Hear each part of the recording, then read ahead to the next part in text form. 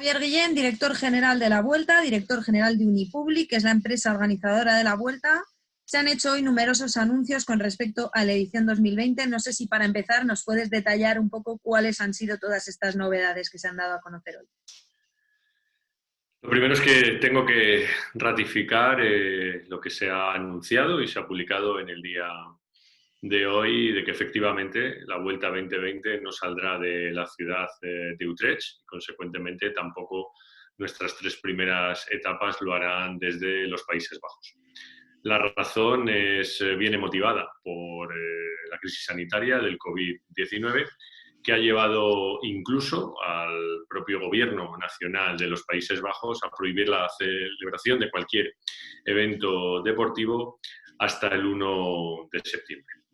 Una vez que sabemos que no salimos de Utrecht, desde la organización de la Vuelta hemos tomado la decisión, tengo que decir que por motivos de responsabilidad, por motivos de racionalidad, también por motivos de tiempo, queriendo evitar cualquier tipo de improvisación, que no vamos a sustituir las tres etapas de Holanda, porque por lo que la Vuelta 2020 tendrá 20 días de duración distribuidos en 18 etapas y 2 días de descanso. Y con el ánimo de conservar lo más fielmente posible el programa que presentamos en el mes de diciembre, nuestra primera etapa será la etapa que estaba prevista una vez regresáramos de los Países Bajos, como será la etapa con salida en Irún y llegada al Alto de Arrate en Eibar.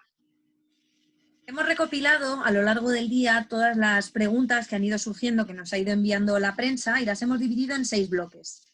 El primero sería cómo afecta este anuncio al resto del recorrido de la Vuelta. Es decir, detallándote algunas preguntas. ¿Hay alguna etapa más que corra riesgo de cancelación, especialmente las extranjeras, empezando por Portugal? ¿Se va a mantener el orden de las etapas o se va a modificar alguna con respecto al recorrido previsto? ¿Hay poblaciones de salida o meta que no deseen recibir la Vuelta por estos anuncios que se han hecho hoy? Y ahora que la Vuelta queda en 18 días, ¿es suficiente o va a haber que recortar más? Esas son un poco todas las preguntas que se han hecho en torno a esta temática. En principio, la Vuelta quiere respetar sus 18 últimas etapas si consideramos el principio desde la etapa de Utrecht.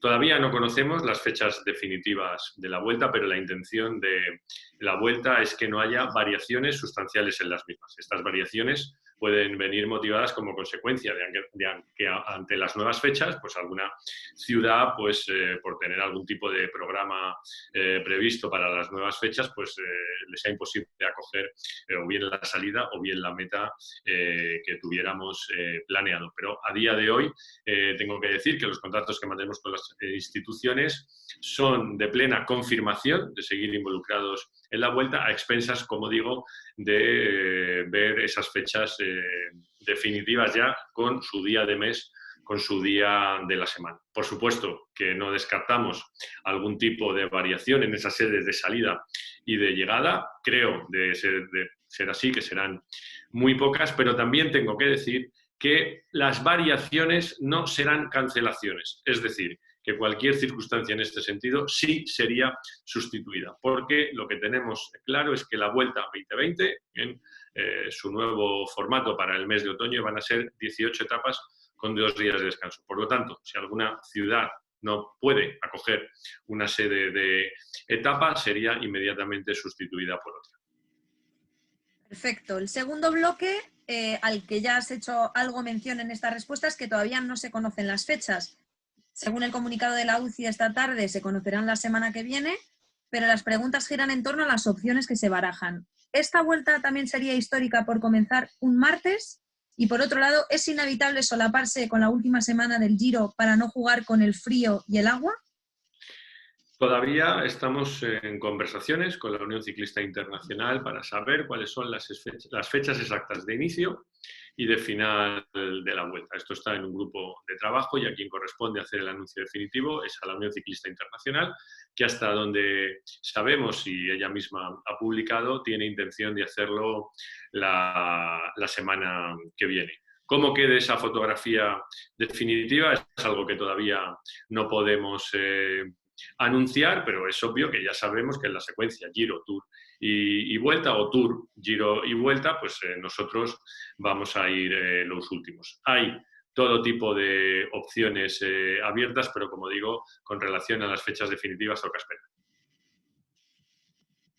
Tercer bloque de preguntas con respecto a la cancelación de la salida oficial desde Holanda. Las preguntas que hay son, por un lado, si ha sido por iniciativa de Holanda o por iniciativa de la Vuelta, y con respecto al inicio de esas negociaciones de cara a que Holanda acoja una posible salida oficial en el 2022, si ya había algo planeado. Ha sido por iniciativa, desgraciadamente, una vez más, este año del COVID-19. A partir de ahí, y una vez le comunicamos a la ciudad de Utrecht y al resto de instituciones implicadas que no se podría salir el 14 de agosto, pues conjuntamente nos pusimos a analizar las posibilidades que hay y como hoy ha sido anunciado por la propia organización de la Vuelta a Holanda, las nuevas fechas en otoño hacen imposible el desarrollo o que se pueda llevar a cabo la Vuelta. Una vez hemos tomado esta decisión, pues se abre la posibilidad de volver en el 2022. Nosotros, como Vuelta, estamos muy interesados en poder regresar o poder retomar el proyecto de la Vuelta en Holanda. Las conversaciones están abiertas, todas las posibilidades, pues ahora mismo de que se materialice esto en un futuro. Yo soy muy optimista, pero tampoco podemos confirmar exactamente esta fecha. Lo que hemos quedado es en seguir hablando y tengo que decir que por ambas partes existe voluntad de volver cuanto antes a retomar este hermoso proyecto.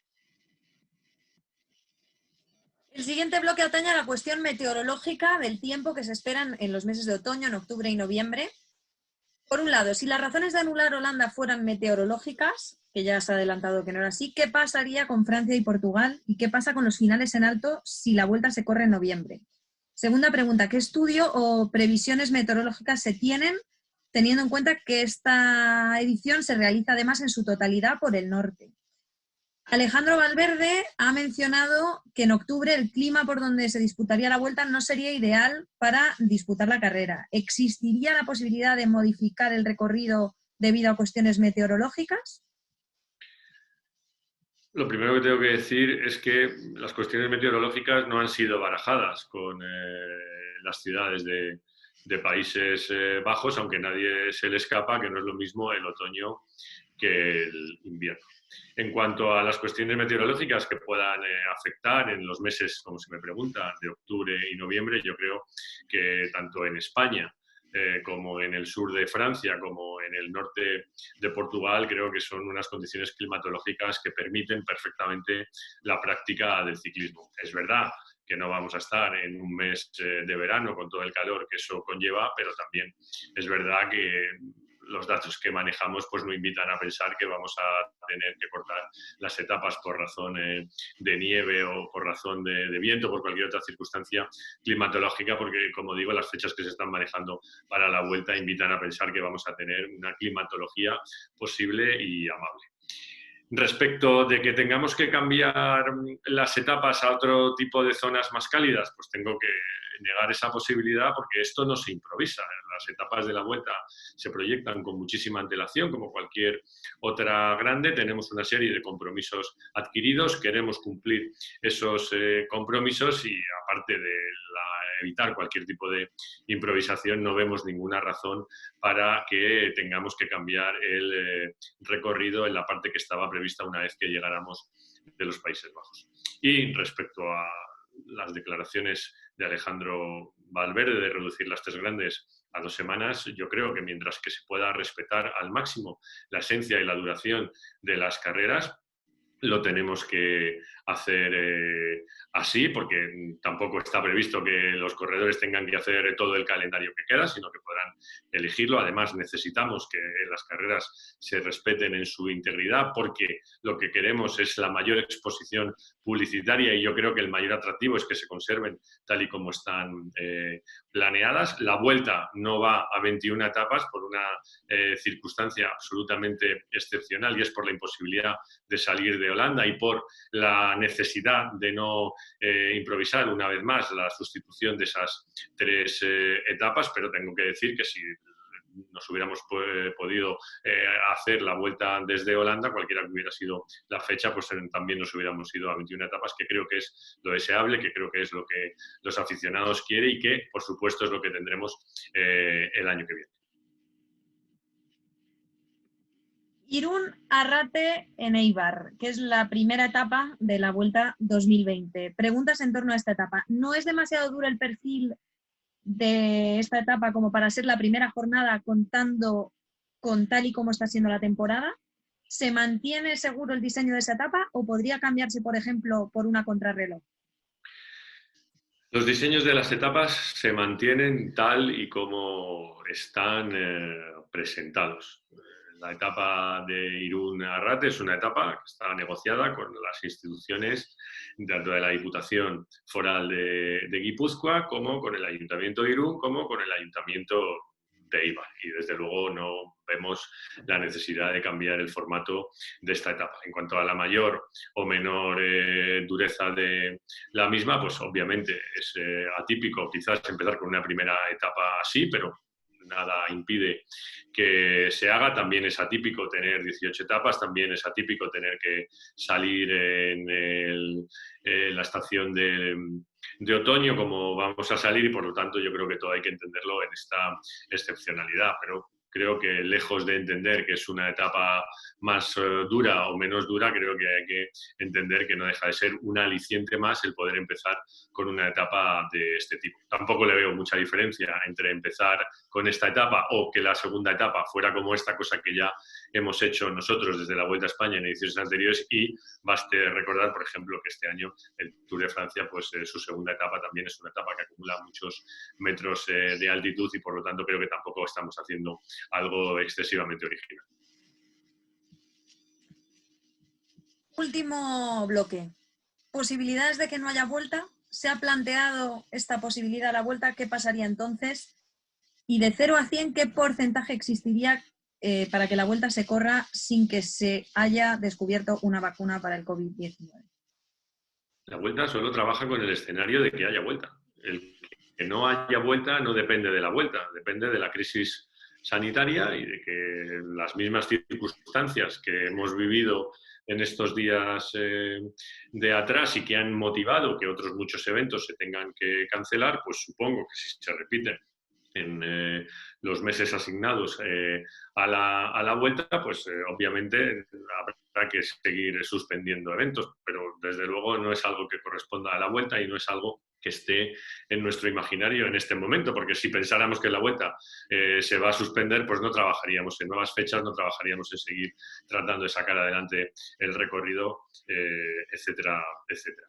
Respecto a que haya una vacuna o no haya una vacuna, es absolutamente deseable que haya una vacuna, pero nosotros trabajamos con la posibilidad sanitaria segura de que haya vuelta, con vacuna o sin vacuna. Pero como hemos dicho siempre, lo más importante es la salud, serán las autoridades sanitarias las que nos digan si se pueden o no se pueden realizar los eventos. Y si al final no hay vuelta, pues será por todas estas circunstancias, será un hecho absolutamente lamentable. No queremos ni pensar en ello, pero si este año se tuviera que cancelar el ciclismo, aparte del drama que supondría y el daño que eso causaría a todas las estructuras, pues lo que habría que empezar a pensar es en el año siguiente, pero como digo, el año siguiente todavía no toca, porque este año todavía tenemos muchas posibilidades de, si esperamos que sea, de que haya mucho y buen ciclismo. Pues muchas gracias, Javier. Estas son todas las preguntas y así se las haremos llegar a la prensa. Muchísimas gracias a todos los compañeros de la prensa.